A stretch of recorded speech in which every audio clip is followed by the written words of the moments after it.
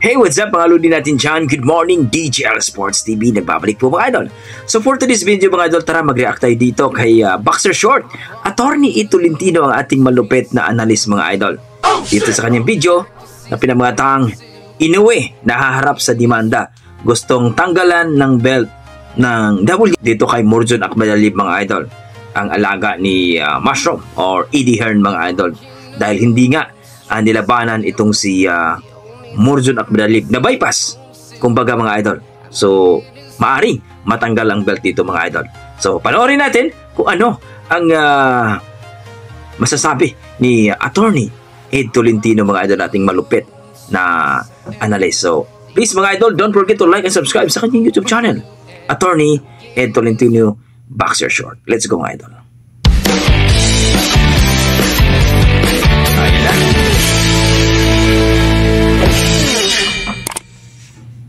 Don't forget to like and subscribe mga idol ha, kay Attorney Ed Tolentino Boxer Shorts.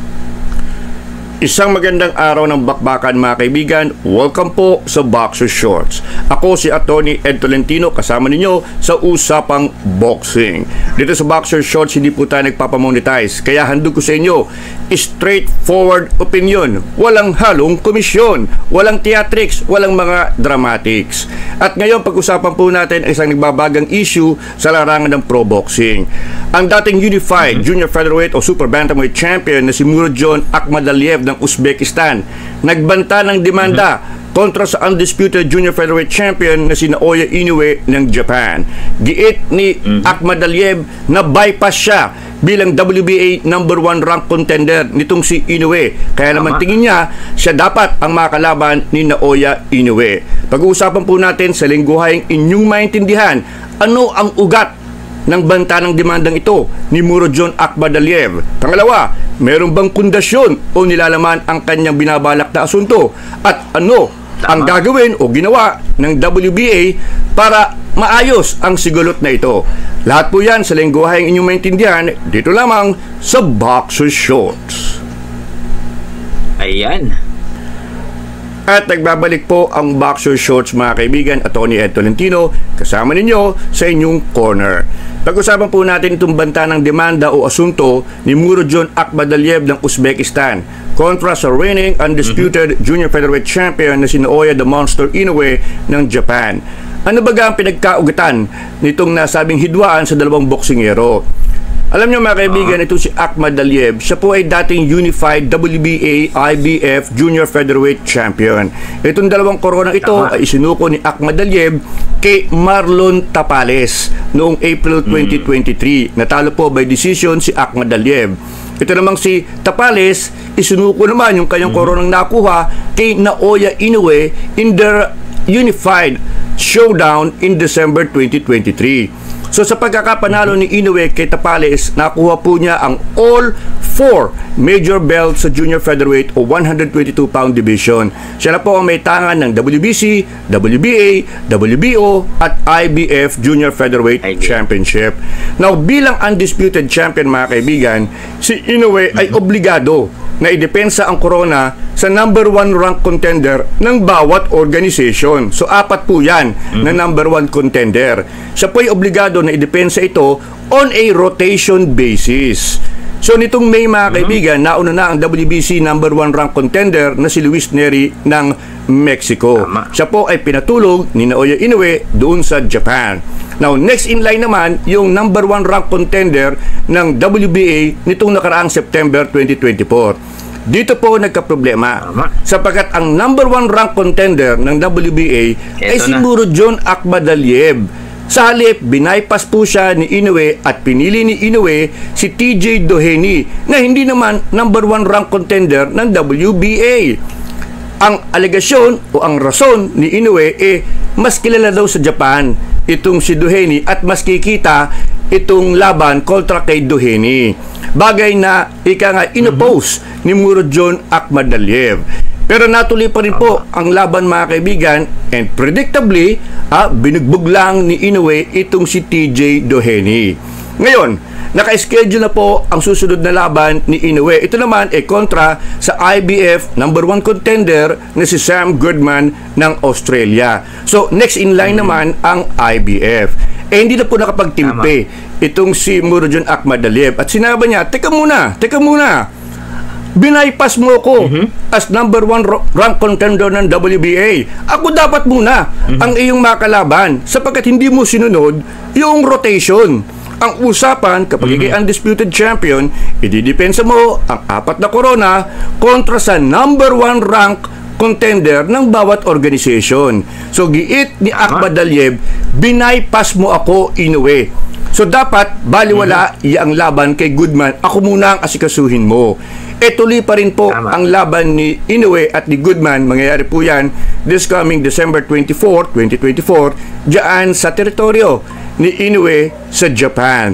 So, dahil po dito, mga kaibigan, nagsampa na o magsasampa ng demanda itong si Murodjon Akhmadaliev. So, simpleng-simple mga kaibigan, kung titingnan po ninyo ang argumento ni Akhmadaliev, tama po siya. Tama po.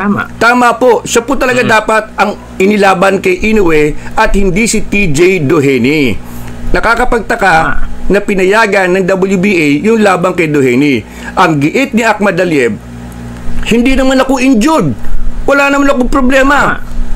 Ako'y willing and ready to rumble. So, dapat ako ang nilabanan mo. So, yan po ang sitwasyon, mga kaibigan. Yan po ang background ng demanda nitong si Akhmadaliev. Ngayon, tingnan natin kung ano ang naging sagot ng WBA sapagkat sila po ang nalagay sa hot seat dito sa banta ni Murodjon Akhmadaliev. Okay.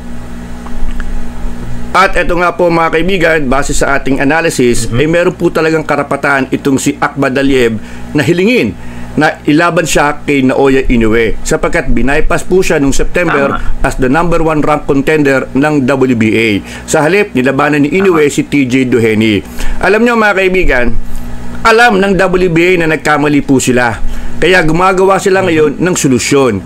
Ang kanilang nakitang solusyon ay mag-create ng interim o temporary belt na paglalabanan nitong si Akhmadaliev at ni Ricardo Franco ng Mexico this coming December 14. So nag-create ng interim WBA Junior Featherweight Championship itong WBA.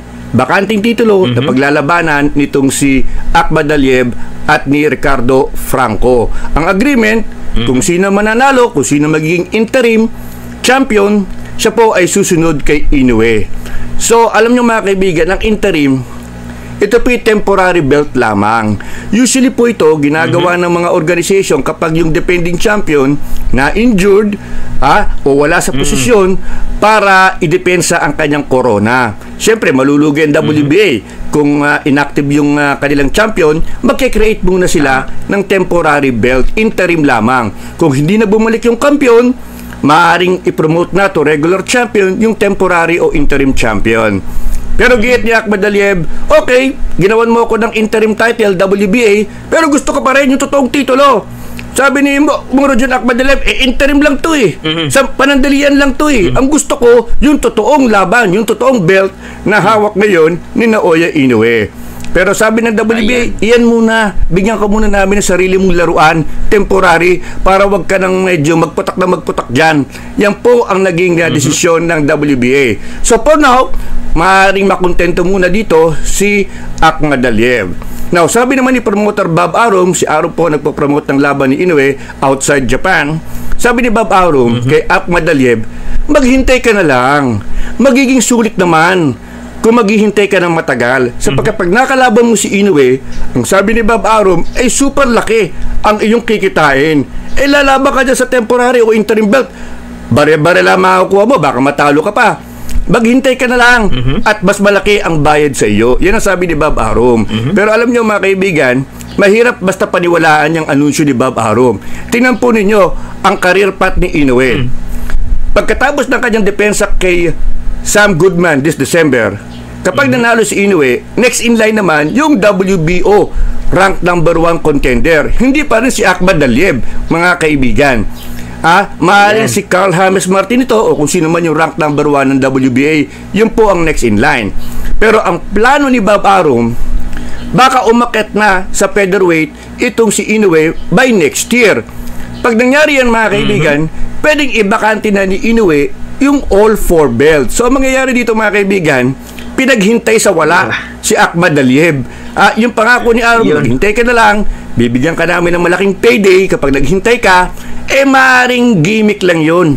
Sapagkat pag umakyat ng featherweight si Inoue next year, sasabihin ni Arum, wala na, sorry, hindi na matutuloy yung laban, magiging regular champion ka naman. Kung tatalunin mo si Franco for the interim belt, mapopromote ka to regular champion. Pero siyempre, hindi yun ang gusto ni Akhmad Aliyev. Ang gusto ni Akhmad Aliyev, yung lehitimong kampiyon, ang gusto kong talunin. Hindi na nga mangyayari kung matutuloy ang pag-akyat. Pero may problema mga kaibigan, sapagkat baka maudlot yung pag-akyat sa featherweight ni Inoue, sapagkat may plano na ilaban siya sa kasalukuyang bantamweight champion na si Junto Nakatani. Magaling po yung Junto Nakatani, pero yung timbang ni Nakatani is only 118 pounds. So baka si Nakatani, bagamat willing umakyat, baka hanggang junior featherweight o 122 pounds muna. Masyadong malaki yung 126. So magkakaroon ng sitwasyon na baka si Inoue kinakailangan na i-extend ang kanyang stay sa junior featherweight division para ma-accommodate ang isang laban dito kay Nakatani. Now, between Akhmad Aliyev Inoue and Inoue Nakatani ay di hamak. Mas kikita po yung Nakatani versus Inoue. Di mababypass na naman itong si Akhmad Aliyev. Ay talagang nagugulangan po si Akhmad Aliyev sa ganitong klaseng sitwasyon. Ang pinaka-satisfaction na lang itong si Akhmad Aliyev talunin si Franco this coming December for the interim belt. At kung sakaling lumayo pa rin si Inoue, i-demand niya na kung i-promote nyo na sa regular champion, tanggalan na ng WBA title itong si Inoue at ibigay na ang regular title dito sa interim champion kung ito man ay si Akhmad Aliyev. Ganyan po magiging sitwasyon dito mga kaibigan. Medyo masalimuot, pero in a way, nakikita po ninyo, may konting panggugulang. Medyo pinaggugulangan talaga itong si Akhmad Aliyev. Ginulangan na nga nung nilabanan ni Inoue si Duheni, gugulangan naman siya ulit sa pagsabing maghintay ka lang at bibigyan ka namin ng malaking bayad pag naghintay ka. So, very deceptive mga kaibigan. So, right now mga kaibigan, ang sitwasyon ay ito. Binigyan muna ng WBA ng sariling titulo itong si Akhmad Aliyev na pwedeng punterihin. Ito ay ang interim o tempo. So, yan po mga idol, no, na narinig po natin si Attorney Ed Tolentino talaga. Kung makikita natin yung point dito na sa connection. Kasi, imagine mo ha, eto, si Casimero hindi nilabanan kahit rank number 3 dati sa WBO, di ba? Tapos pagkatapos ng laban dito kay WBC, Luis Pantera Neri, at nakitaan nila na si Inoue ay mahina yung dito niya, na knockdown ni Neri. Pero nung nakita nila ng kahinaan ni Inoue, sumigwi sila no, hindi nilabanan si Casimero. Tapos dito sa WBA nagbigay ng mandato na labanan itong si Murjon Akhmad Aliyev dahil siya ang number 1 sa WBA. Ang ginawa ng kampo ni Inoue, nilabanan itong si TG Duhini na rayumahon, diba? Nakapagtataka. Siyempre magagawa yan, lalong-lalo na ngayon. Pagkatapos ng laban kay Duhini, tinalo si Duhini. Siyempre, ano bang ina-after natin? Talo talaga. Dito naman, dumiretso na naman siya kay Sam Goodman. Ang punto naman daw nila ng iba na si Sam Goodman undefeated. Pero nakita natin na easy fight lang to. Undefeated pero wala pang experience masyado nakakalaban sa mga champion. No? So dito ka mga idol, marami nagsasabi na ako pa kay Akhmad Aliyev, tanggalan na talaga ng belt itong si Naoya Inoue. Pero magagawa talaga yan idol kapag gaya na sinabi natin, kung malupit ang connection ni Akhmad Aliyev. Anyway, si Mushroom naman yan at saka si Eddie Hearn, di ba? So, tingnan natin kung may mabagawa ba itong si Akhmad Aliyev, kasi interim belt lang yung paglalabanan nila. So, maaring kung matalo siya, di kawawa. Wala. Diba? Baka maya yan ay aakyat na yan sa featherweight itong si Naoya Inoue. Pero gaya sinabi natin, may plano nga na ikalaban itong si Inoue dito kay Nakatani. Well, baka ma-extend. At baka rin mga idol na mapalaban si Inoue dito kay Carl James Martin, ang ating number 2 sa WBO mga idol. So, gaya sinabi natin mga idol, malupit talaga etong si Bob Arum, no? Ang kampo ni Naoya Inoue. Dahil kaya nila na walang problema yan. Kami nang bahala. WBA. So, dyan makikita natin mga idol, ang lahat ay depende po sa connection talaga. Depende po kung malupit ang iyong promoter, yung handler mo, matchmaker mo, walang problema kahit pa hindi mo lalabanan ang iyong mandatory. So, ano masasabi niyo mga idol sa paliwanag ni Boxer Short, Attorney Tolentino, sa kanyang ito nga si Inoue ay mademanda at matanggalan ito ng belt ng WBA. So please comment down below mga idol. Huwag niyo kalimutan mag-like and subscribe kay Attorney Tolentino mga idol. Okay, hanggang dito lang mga idol. Maraming salamat. DJL Sports TV. God bless mga idol.